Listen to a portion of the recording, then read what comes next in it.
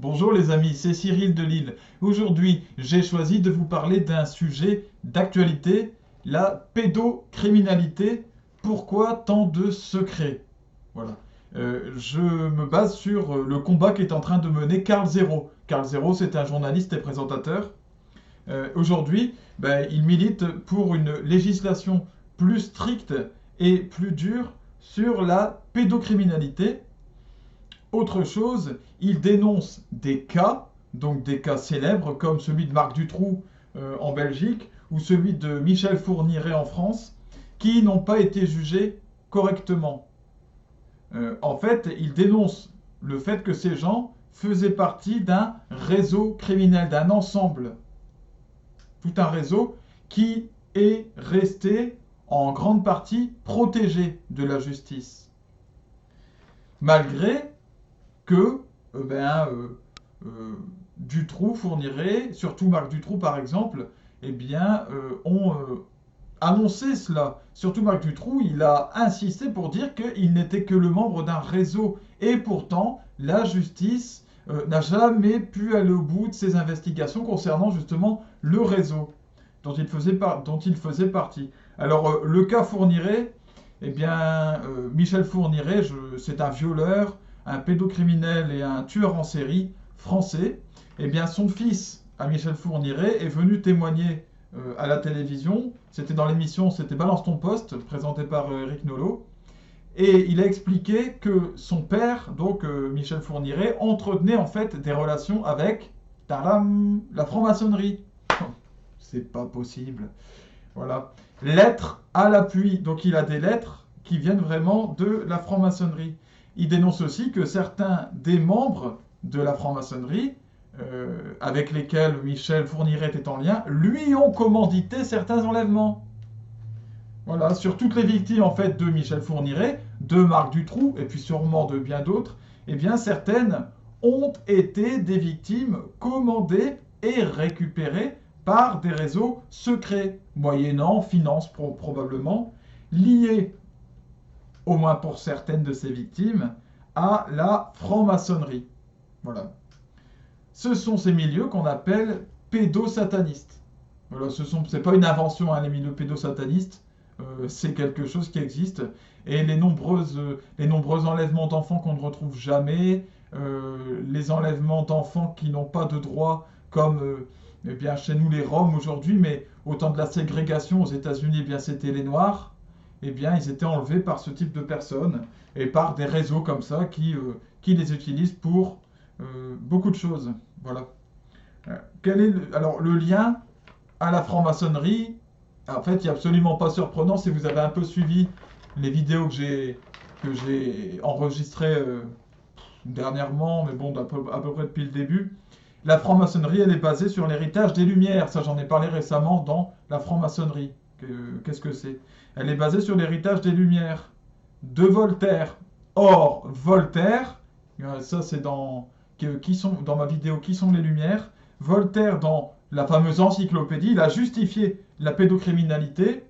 Il a conseillé je cite, aux gentilshommes, de se porter plutôt sur les enfants des étrangers. Voilà, pour assouvir leurs pulsions sexuelles, plutôt que sur les enfants de leurs proches, parce que ça serait un peu plus gênant, évidemment. La légalisation de la pédocriminalité, ça fait partie, et la manipulation mentale des enfants, ça fait partie des buts de la franc-maçonnerie.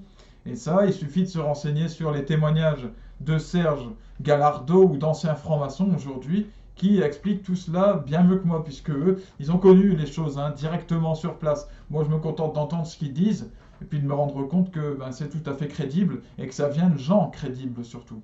Voilà, je vais mettre en lien une vidéo qui parle de ça. Alors, ce qu'il faut aujourd'hui, c'est ce que dit notre ami Karl Zéro, il faut un MeToo. Vous savez, ce mouvement qui a servi à dénoncer tous les actes des attouchements sexuels envers les femmes, voilà, de certains hommes. Maintenant, il faut ce même mouvement, ce balance ton porc, c'était ça en France, mais pour la pédocriminalité. C'est beaucoup plus dur, cela dit. D'ailleurs, dans la description, je vais joindre aussi le documentaire de Karl Zero sur une énorme affaire, celle qu'on appelle de Zandvoort, le fichier de la honte, pédophilie d'État. C'est le titre du documentaire. Hein. Alors, j'ai rien ajouté. Alors, quand je dis que c'est plus difficile pour la pédocriminalité, ben, je fais référence entre autres à la mort très trouble de Jeffrey Epstein. Vous savez, ce milliardaire américain qui est décédé récemment, qui s'était fait emprisonner, et puis qui était un pédocriminel notoire qui faisait entrer chez lui des collégiennes, il y avait des attouchements, etc.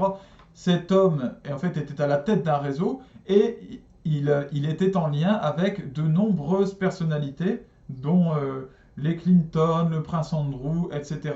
Vous pouvez pour cela regarder le documentaire qui est sur Netflix si vous voulez savoir ce qu'il en est. Ce monsieur, évidemment, il se retrouve en prison, il meurt, se disant pendu, mais avec des marques de strangulation qui ne correspondent pas à une pendaison.